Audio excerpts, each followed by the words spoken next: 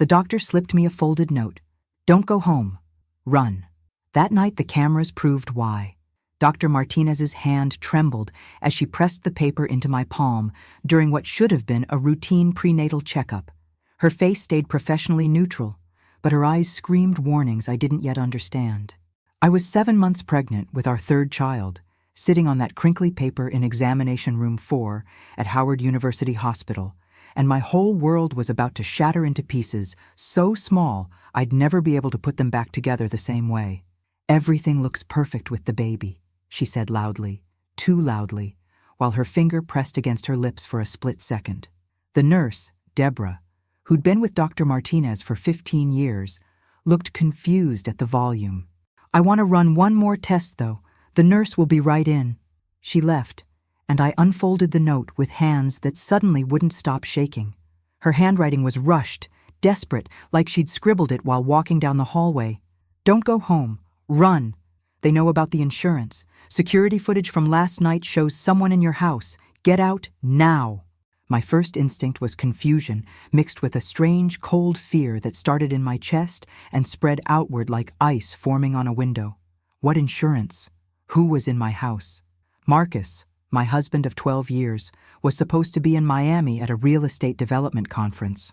Our daughters, Zara and Trinity, were at school.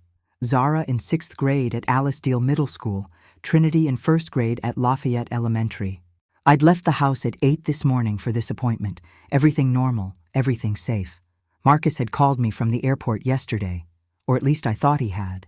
I'd heard the announcements in the background, the bustle of travelers, but Dr. Martinez's eyes hadn't lied. Those deep brown eyes that had seen me through 2 pregnancies, who'd held my hand when we thought we'd lost this baby at 10 weeks, who'd celebrated with us when the heartbeat came back strong. Something was terribly, horribly wrong. I grabbed my purse, a knockoff designer bag Marcus always teased me about, and left through the emergency exit she'd deliberately left propped open. The metal door opened onto a stairwell that smelled like industrial disinfectant and fear, or maybe that was just me. My phone started ringing immediately. Marcus's ringtone, the one I'd assigned him when we first started dating at Howard, some old R&B song about forever love that now felt like mockery. I didn't answer. Something deep in my gut, that ancient instinct that had kept my ancestors alive through slavery, through Jim Crow, through countless moments when danger wore a familiar face, told me not to answer. The parking garage felt like a tomb, every shadow potentially hiding danger I didn't understand. Every footstep echoed. Every car could be hiding someone. I got to my Honda Accord. Sensible, reliable, boring, exactly what a high school English teacher should drive, and found a second note tucked under the windshield wiper. Different handwriting, block letters that looked like someone had written with their non-dominant hand. He took out $1 million policy. You die tonight. My mind couldn't process it, wouldn't process it. Marcus? A life insurance policy on me? We had normal coverage through my teaching job, enough to handle funeral expenses and keep the kids stable for a year or 2, but nothing worth killing for. Nothing worth whatever this was. I sat in my car for a full minute, engine running, trying to make sense of the impossible. Then my phone buzzed with a text from Marcus. Hey baby, conference is going great. Presenter just showed some innovative financing strategies. Miss you and the girls. Give them kisses from daddy. But how did he know I wasn't home to give them kisses? It was 10:30 a.m. on a Thursday. The girls were at school. He knew my appointment was this morning. Unless he was tracking me. Unless he knew exactly where I was. I drove, not home, but to my sister Keisha's apartment in Columbia Heights. She was at work at the law firm, but I had a key from when I'd watched her cat last summer. My hands shook so badly I could barely get it in the lock. The apartment still smelled like the lavender candles she burned obsessively, claiming they helped with her anxiety. I understood that anxiety now in a way I never had before. Once inside, I did what Dr. Martinez had said. I didn't go home. But I had to know what she meant about security footage. Our house in Silver Spring had cameras, part of the smart home system Marcus had insisted on installing last year. He'd been so proud of it, showing me how we could check on everything from our phones, how we'd always know our girls were safe. Peace of mind, he'd called it. You can't put a price on peace of mind. The irony tasted bitter now. I pulled up the app on my phone, typed in the password, our anniversary date, 06/14/2011, and selected the previous night's footage. 11:47 p.m., our bedroom. I was asleep, clearly visible in the infrared camera, on my side because of the pregnancy, one hand resting on my belly. But there was someone else in the room, a figure in dark clothing, standing at the foot of our bed, just watching me sleep. They stood there for 3 full minutes, perfectly still, like they were memorizing my breathing patterns or maybe deciding whether to act. The way they stood, the tilt of their head, it was almost admiring, like someone viewing art in a gallery. Then they moved to my dresser, pulled something from their pocket, a small bottle, and did something I couldn't quite make out with my jewelry box, the one Marcus had given me for our 10th anniversary. They opened each drawer, spent time on my nightstand, then left. I scrolled to other cameras. The figure had entered through the back door using a key. No fumbling, no hesitation. They moved through our house with complete familiarity, no checking for valuables, no interest in Marcus's office where he kept his expensive watches and electronics. They went straight to our bedroom, straight to me, then left the same way they came. The whole thing took 8 minutes. But here's what made my blood turn to ice water. At 11:51 p.m., while this intruder was in our bedroom, the camera in Marcus's home office showed him on a video call. His laptop was open, his face illuminated by the screen. He was supposed to be in Miami. He'd sent me pictures from the conference, him with other developers, the convention center logo behind him. But there he was, in our house, on his computer, while someone stood over my sleeping body. I zoomed in on the office footage, could see his screen reflected in his glasses. He was watching the bedroom camera feed, watching the intruder stand over me, watching and doing nothing. My phone rang again. Marcus, then a text. "Where are you?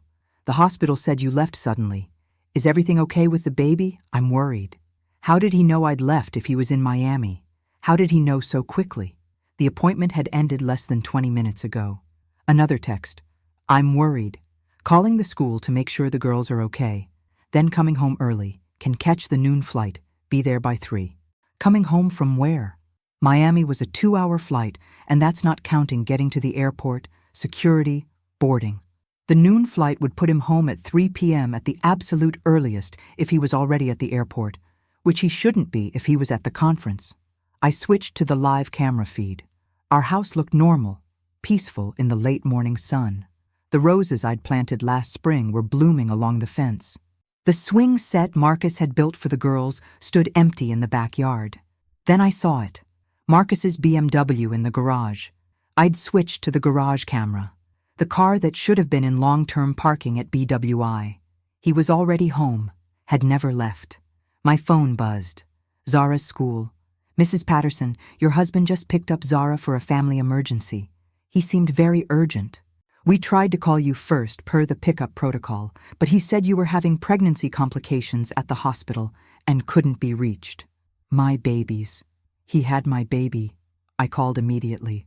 "This is Natalie Patterson. My husband just picked up my daughter?" "Yes, about 10 minutes ago. He said there was a family emergency.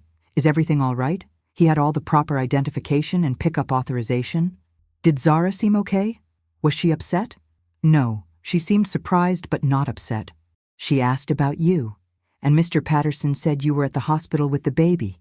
Is there a problem, Mrs. Patterson?" I wanted to scream, "Yes, there's a problem. My husband is going to kill me and possibly our children."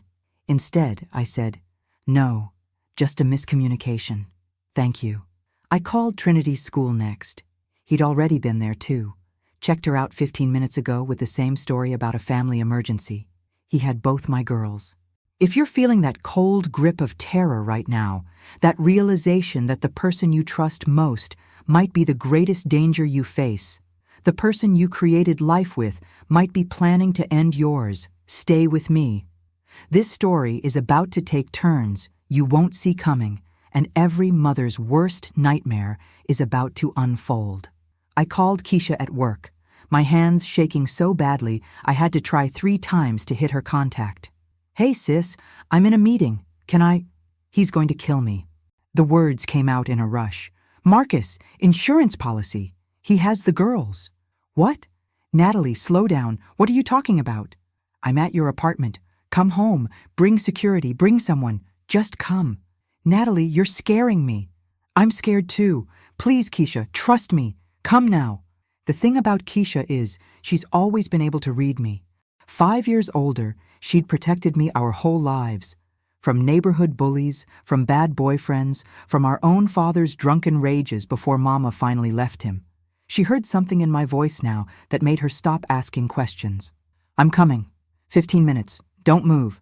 My next call was to Dr. Martinez's personal cell, a number she'd written on the bottom of the note. You got out, she said without preamble. Thank God. How did you know? Your husband called yesterday, asking strange questions about your appointment time, whether you'd be alone, how long you'd be here. Red flag number 1. Then this morning, our security guard mentioned seeing him in the parking garage at 5 a.m. He was just sitting in his car watching. Red flag number 2. He was supposed to be in Miami, right? Yes. I have a friend at United Airlines. I asked her to check. He never got on that flight, Natalie. Bought the ticket, checked in online, but never boarded. He has our daughters. Silence. Then, oh God. Okay, there's more. I wasn't supposed to see this, but I have a friend in hospital billing. There are 3 life insurance policies on you, all taken out in the last 6 months, all with different companies. Total value, $3 million. 3 million? All with forged signatures. Your signature, but not your handwriting. I compared them to your intake forms. And Natalie?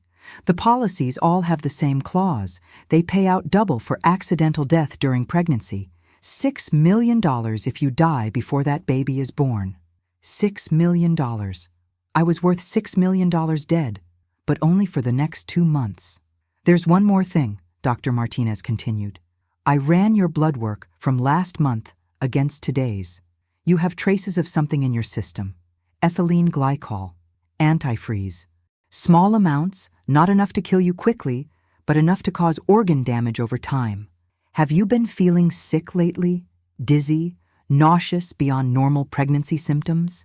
I thought about the smoothies Marcus had been making me every morning for the past month. His new health kick, he'd said. For the baby, he'd say, kissing my forehead. Extra nutrients for my princess. Gotta keep my girls strong. I'd been feeling awful, but I'd attributed it to the pregnancy. This was my 3rd. I was 35. It made sense that it would be harder. He's been poisoning me. Slowly, building up to a fatal dose, making it look like pregnancy complications. If you'd died, no one would have questioned it. 3rd pregnancy, older mother, history of feeling unwell. Perfect cover. My phone buzzed. A text from Marcus, but it was a video. Trinity and Zara in the back of his car, laughing at something on Trinity's tablet. Trinity's gap-toothed smile, Zara's new braids bouncing as she laughed. Taking the girls for a special lunch, the message said. That place on Georgia Avenue they love. Join us? Family time before the new baby comes.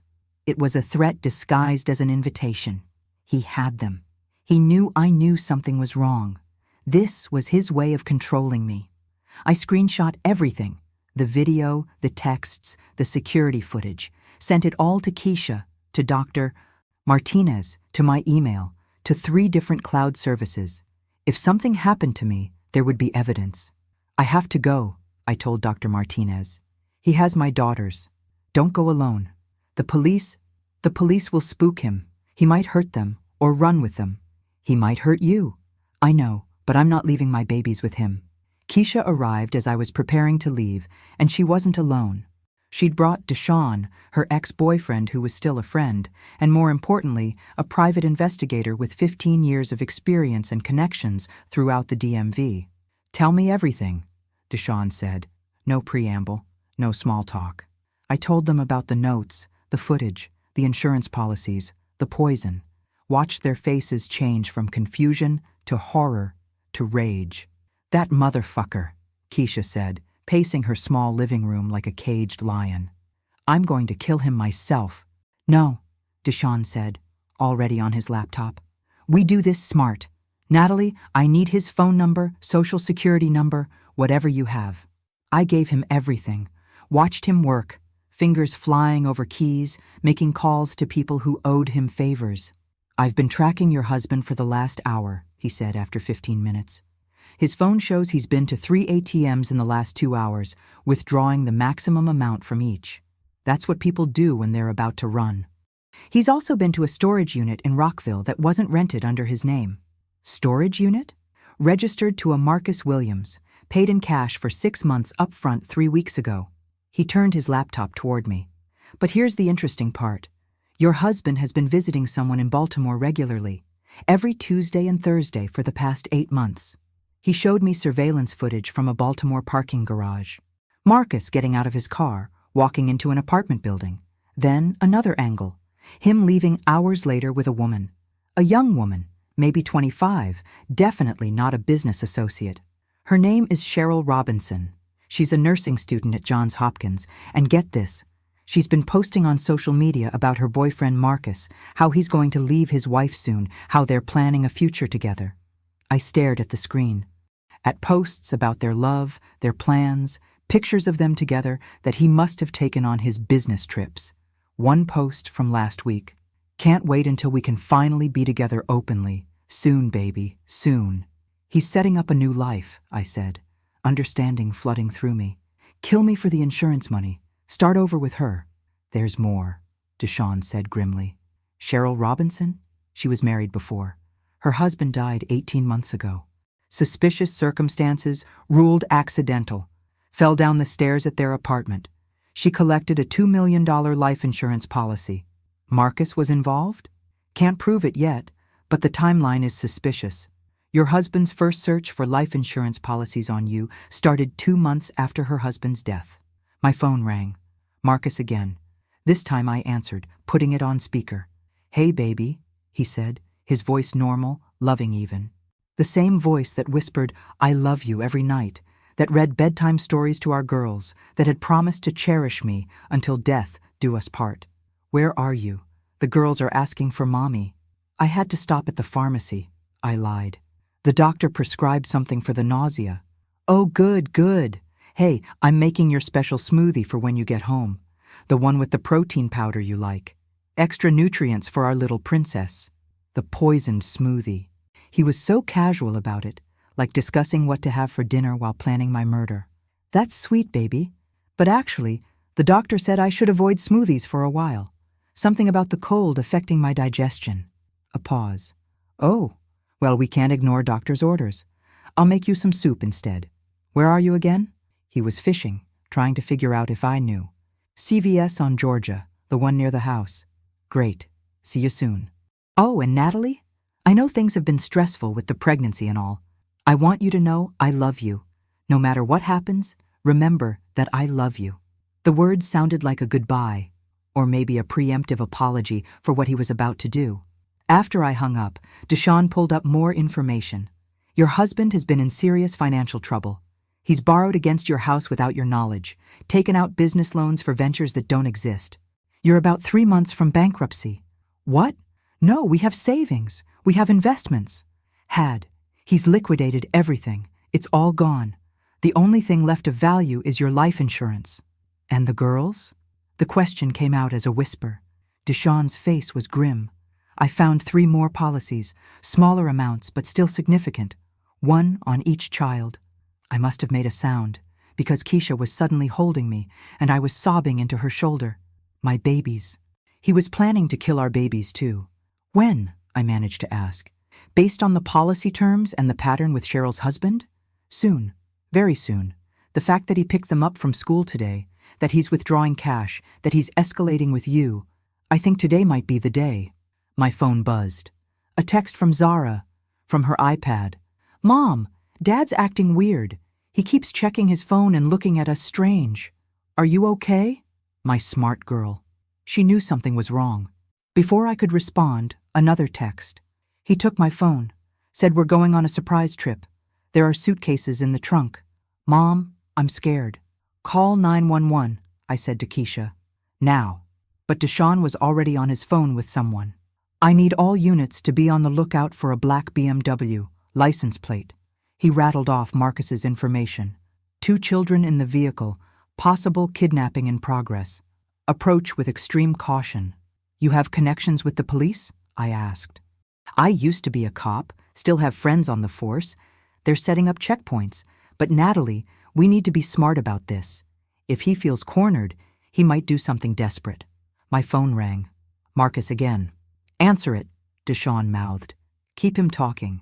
Hey, I said, trying to keep my voice normal. Change of plans, Marcus said. The girls want to go to the cabin. We didn't have a cabin. This was code for something. But what? What cabin? You know, the one in West Virginia. The rental we talked about for the weekend. I thought we'd go early, surprise you. You need rest before the baby comes. I'd never heard of any cabin rental. This was him setting up an alibi or maybe a kill site. Somewhere remote, where screams wouldn't be heard, where bodies might not be found for days. That sounds nice, but I have a doctor's appointment tomorrow. We'll be back by then. Just one night. The girls are so excited. Let me talk to them. They're in the bathroom. Gas station stop.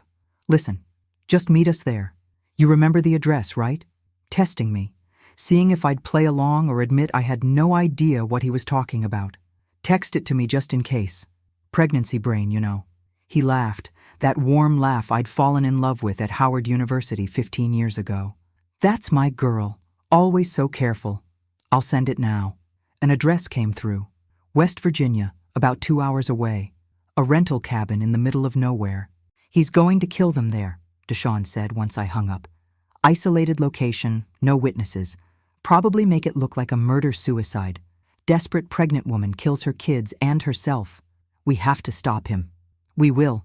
I have the state police setting up roadblocks. But Natalie, I need you to understand something. Your husband isn't just desperate. He's been planning this for months, maybe years. This is calculated, cold. He's dangerous. I know, I said, but I didn't really. How could I know that the man who'd held my hand through labor, who'd cried when Zara took her first steps, who danced with me in our kitchen just last week, was capable of murdering us all? Another text from Zara, sent from Trinity's iPad this time. Dad found my iPad, took it. We're at a rest stop. I can see signs for Route 70. Mom, please come get us. Route 70. They were heading west, toward that cabin. I'm going, I said, standing up. Like hell you are, Keisha said. They're my babies. And he's trying to kill you, all of you. Then I'll die protecting them. But I won't let them die alone, afraid, wondering where Mommy is. Deshawn made more calls. Within minutes, he had a plan. State police will intercept them before they reach the cabin, but we need you to keep him calm, make him think you're coming. Can you do that? I nodded, though everything in me wanted to scream. I called Marcus. I'm on my way.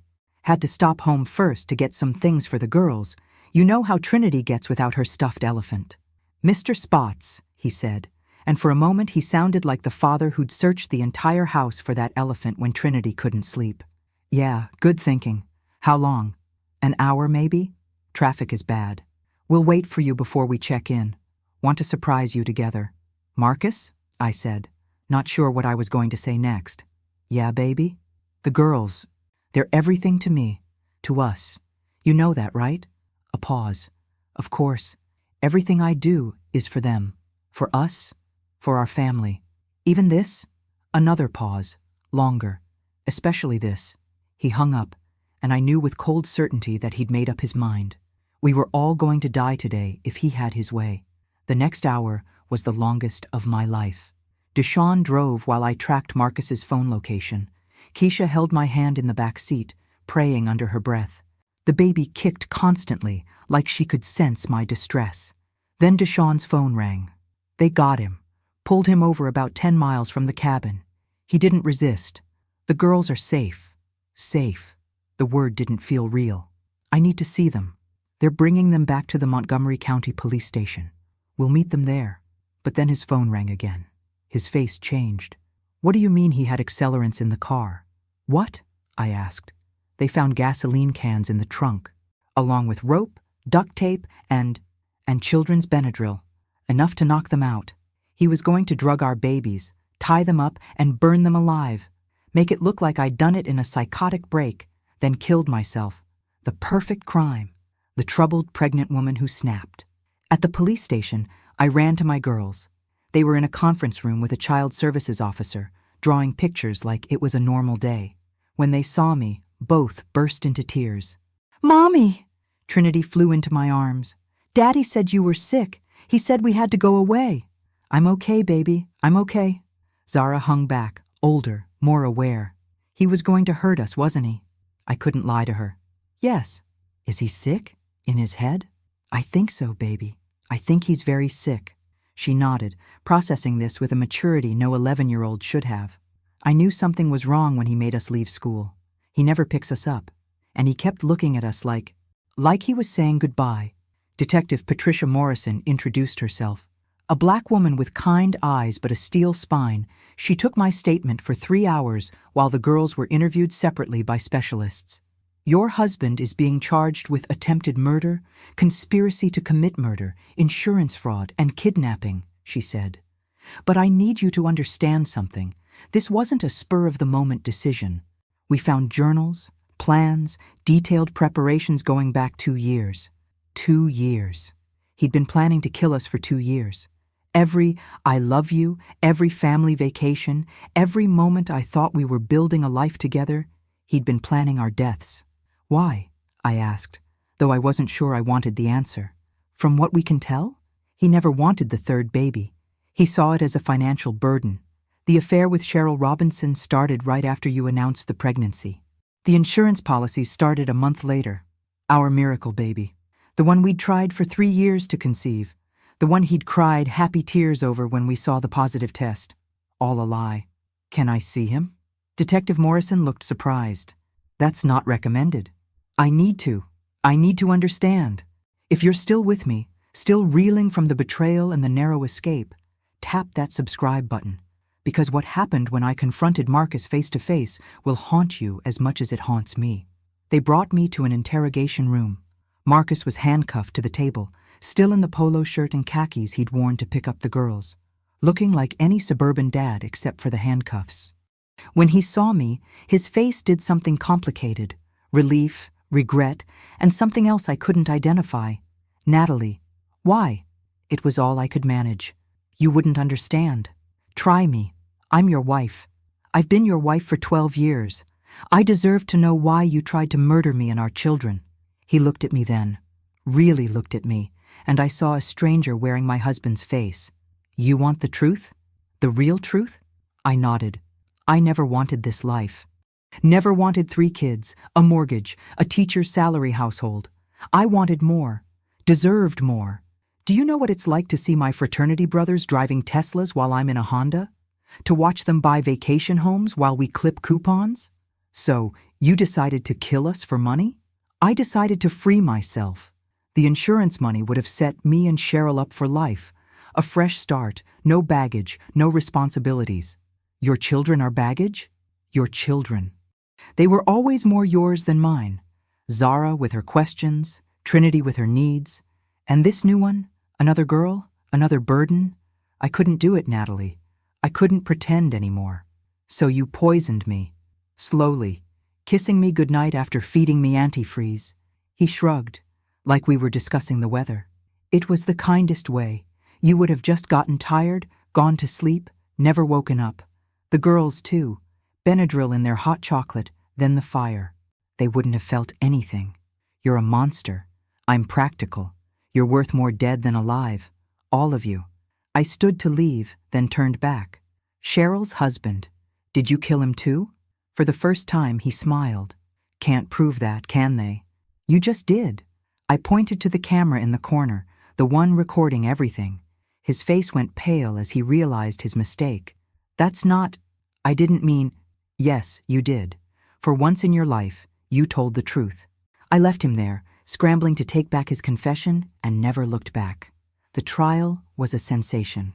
The first black female prosecutor in Montgomery County, Angela Davis, no relation to the activist, she always clarified, took the case personally.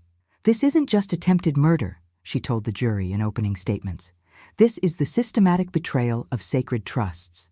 This man stood before God and family and promised to love and cherish his wife. He held his newborn daughters and promised to protect them. Then he spent 2 years planning to burn them alive for money. The evidence was overwhelming.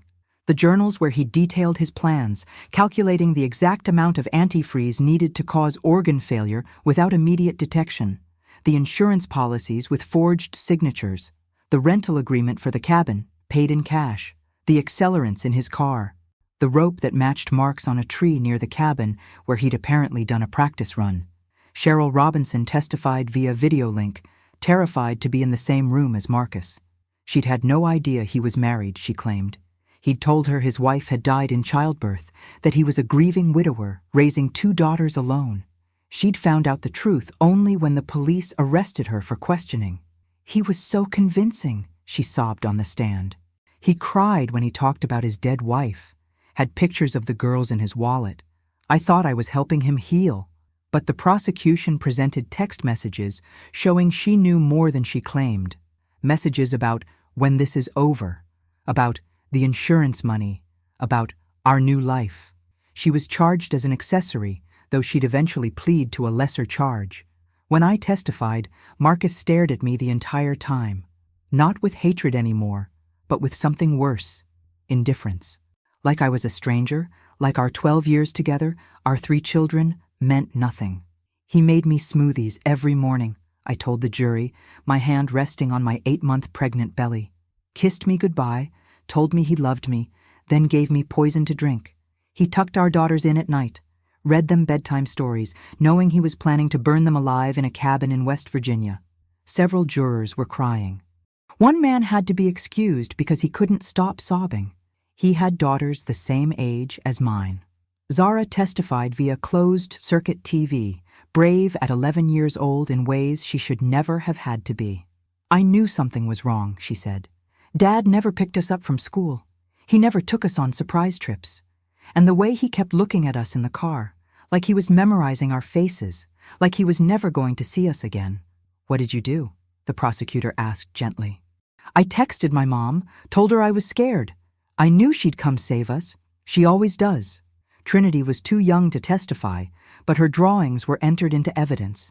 Pictures she'd made in therapy of a family with the father figure colored in black, separated from the rest by thick lines. When asked about it, she'd told the therapist, "That's Daddy. He's in the bad place because he tried to hurt us."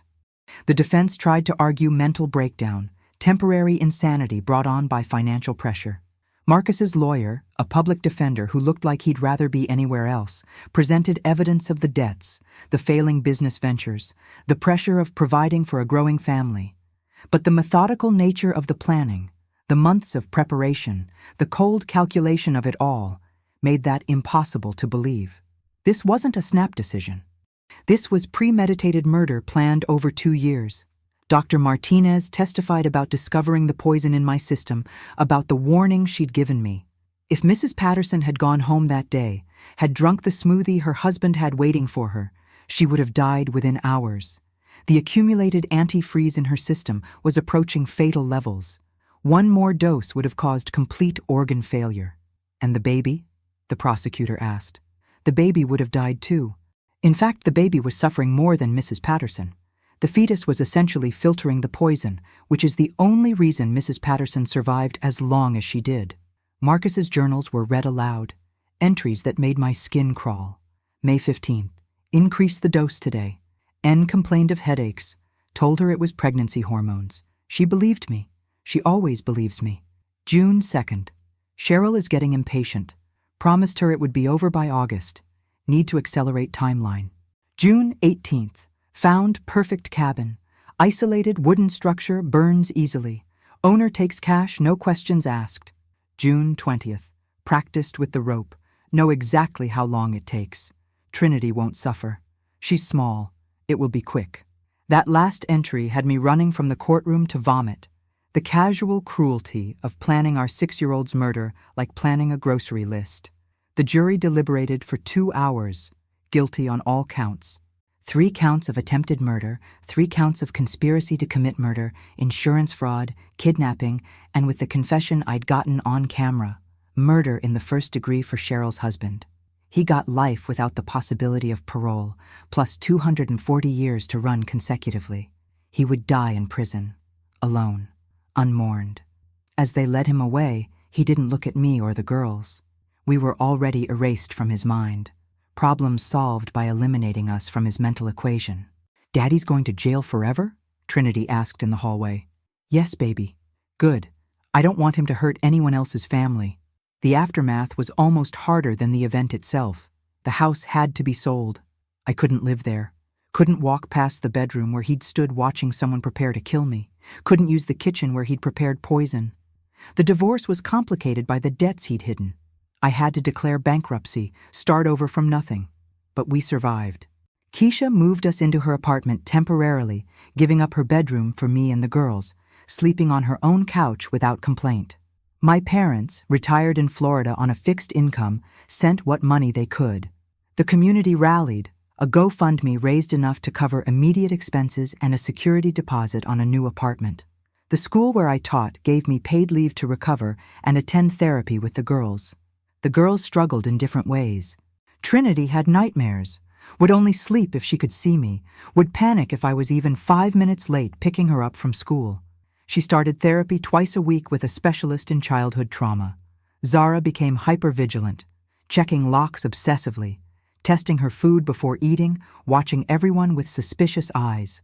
She'd gone from child to guardian overnight, appointing herself protector of Trinity and the new baby. "I should have known," she said one night, crying in my arms. "I should have seen it sooner. Baby, no, this isn't your fault. None of this is your fault." But I knew something was wrong.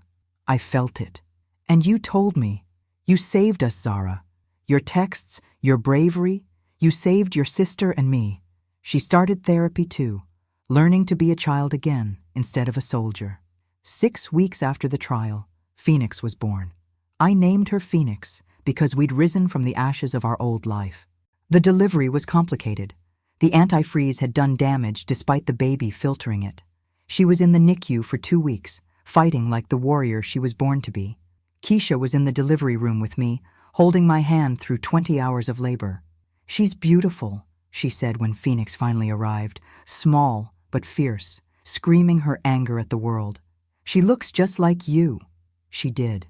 Nothing of Marcus in her features, as if even genetics had rejected him. Dr. Martinez came to visit us in the hospital.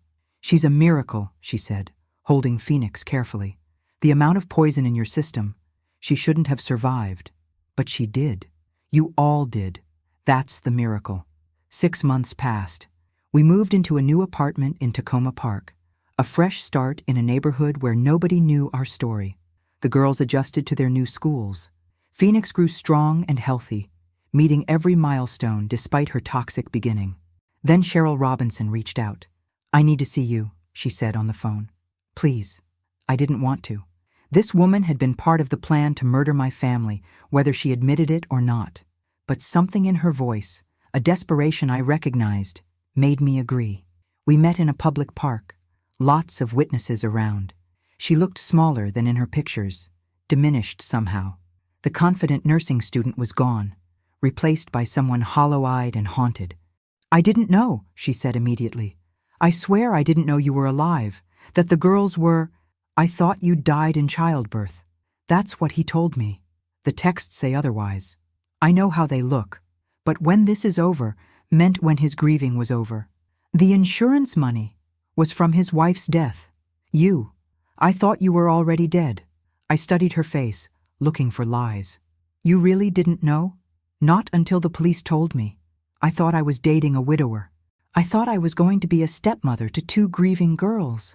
I would never..." She started crying then, ugly sobs that drew stares from other park visitors. "My husband," she said when she could speak again.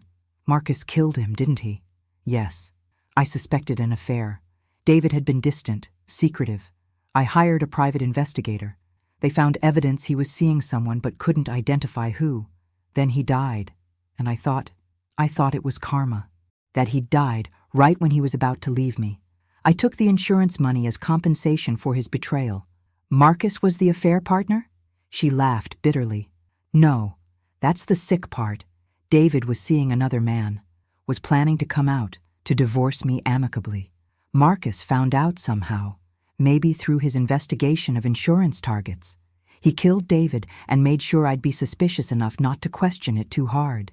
then swooped in to comfort the grieving widow. At the funeral, he was so kind, so understanding, said his wife had died too, that he knew my pain. We sat in silence, two women bound by the same man's evil. Is there any part of him that was real? She asked finally. Any moment that wasn't calculated? I thought about it, really thought about it. Searched through 12 years of memories for something genuine. No, I said finally. I don't think so. I think he's been performing his entire life, playing whatever role gets him, what he wants. How do you move forward? How do you trust anyone again? You don't, I said honestly. Not the same way. But you learn to live with the distrust. You learn to protect yourself and your children. You survive, and that has to be enough. She nodded, stood to leave, then turned back. I'm getting therapy, intensive therapy. I need to understand how I fell for it, how I missed the signs. We all miss the signs. That's what makes sociopaths so dangerous. They're perfect mirrors, reflecting back what we want to see. A year passed. The first anniversary of the day Dr. Martinez saved our lives. I took the girls and Phoenix to see her, to thank her again. You saved yourself, she said, holding Phoenix, who was now walking, getting into everything. I just gave you information. Information that saved our lives. How are the girls? Healing. Slowly. Zara had joined the debate team, channeling her hypervigilance into research and argumentation. Trinity was in therapy play, slowly learning to trust again. Phoenix was blissfully unaware of our history, just a happy toddler who'd never known her father. And you? Dr. Martinez asked. Surviving, teaching again, going to therapy, taking it one day at a time. Any word from him? He's not allowed contact, lifetime restraining order. But his mother writes sometimes, claiming he's innocent, that I poisoned the girls against him. She's in denial. She's complicit. She knew about the debts, maybe knew about the plan, but they can't prove it. That night, I found a letter slipped under our apartment door. No postmark, hand-delivered. Marcus's handwriting. You think you've won, but you've just delayed the inevitable. I have friends, people who owe me favors. When you least expect it, when you think you're safe, remember, I'm patient. I've got nothing but time now. See you soon. I called the police immediately. They investigated, but Marcus claimed innocence, said someone must have forged his handwriting. Without proof he'd sent it from prison, they couldn't do anything except increase patrols around our building. We moved again, this time telling no one our new address except Keisha and my parents. I changed the girls' schools, changed our routines, changed everything. But I couldn't change the fear. Deshawn, who'd become part of our extended family, installed security systems that would make Fort Knox jealous. Cameras, alarms, panic buttons in every room. He's just trying to scare you, he said. He has no real power from prison. But I knew Marcus. Patient, methodical, calculating Marcus. He didn't make empty threats. 6 months later, a man approached Zara after school. Said he was a friend of her father's, that her dad wanted her to know he loved her. Zara, my brave, smart girl, screamed for help and ran. The man disappeared into the crowd. We moved again, changed our last names legally. Patterson was gone. We became the Johnsons, anonymous, invisible. But we couldn't stay invisible forever. I had to work. The girls had to go to school. Phoenix needed childcare. Life had to continue despite the shadow of threat. 3 years have passed now, since that day in Dr. Martinez's office. 3 years of looking over our shoulders, of panic at unexpected knocks, of screening every new person who enters our lives. Marcus is still in prison, will die there according to the law, but his reach extends beyond bars. Every few months, something happens. A strange car following us, a hang-up call, a gift left at the girls' school. Never enough to prove it's him. Always enough to remind us he hasn't forgotten. Cheryl Robinson killed herself last year. Left a note saying she couldn't live with the guilt, with the knowledge that she'd been part of something so evil, even unknowingly. I didn't go to the funeral, but I sent flowers. We were both victims of the same monster, just in different ways. The girls are resilient in ways that break my heart. Zara, now 14, has a boyfriend she doesn't quite trust, always waiting for him to reveal some hidden agenda. Trinity, 9, still checks my smoothies before I drink them. a habit that tears at me every time. Phoenix 3 knows only that Daddy is gone and can't come back, which is all she needs to know for now. I'm in therapy still, probably will be forever, learning to trust, to love, to believe that not everyone wears a mask. It's slow work, undoing the damage of 12 years of lies. I'm dating someone new, carefully, slowly, with background checks and verification that Deshawn runs without my asking. His name is James. He's a widower too, lost his wife to cancer 5 years ago. He understands trauma, understands trust issues, doesn't push. I'm patient, he says, and then winces because that's what Marcus used to say. Sorry. I understand this will take time. The girls like him but watch him constantly, looking for signs of deception. He bears their scrutiny with grace, never complaining about the intense vetting process that comes with dating a woman whose husband tried to murder her entire family. If you're still with me, still processing this story of betrayal and survival, of a love that was never real and a danger that still lurks, subscribe and share, because stories like mine need to be heard, need to serve as warnings that sometimes the greatest danger shares your bed. Last week, I got another letter. This one through official channels from Marcus's lawyer. My client is willing to sign away all parental rights in exchange for your agreement not to oppose his first parole hearing in 7 years. 7 years. He thinks he'll be out in 7 years with good behavior, despite a life sentence. His lawyer found some technicality, some loophole. I haven't responded yet. Part of me wants to agree, to have him legally erased from the girls' lives. Part of me knows it doesn't matter what papers he signs. He'll always be their father, the man who tried to kill them. Zara saw the letter before I could hide it. He wants out? She asked, her voice steady but her hands shaking. His lawyer thinks there's a chance. Will he come for us? I don't know, baby. We should move, leave the country, go somewhere he can't find us. We can't run forever. Why not? Trinity asked, entering the conversation with the wisdom of someone who's lived through trauma.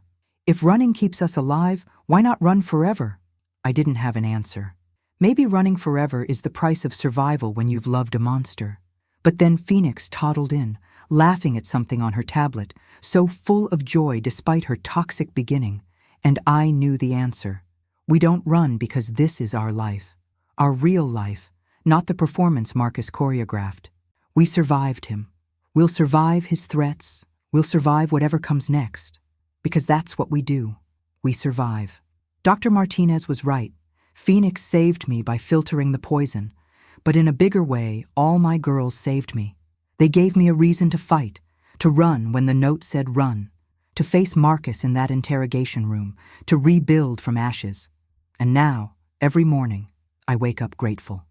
Grateful for observant doctors, for sisters who believe impossible truths, for private investigators who become family, for prosecutors who fight for justice, for communities that rally around survivors.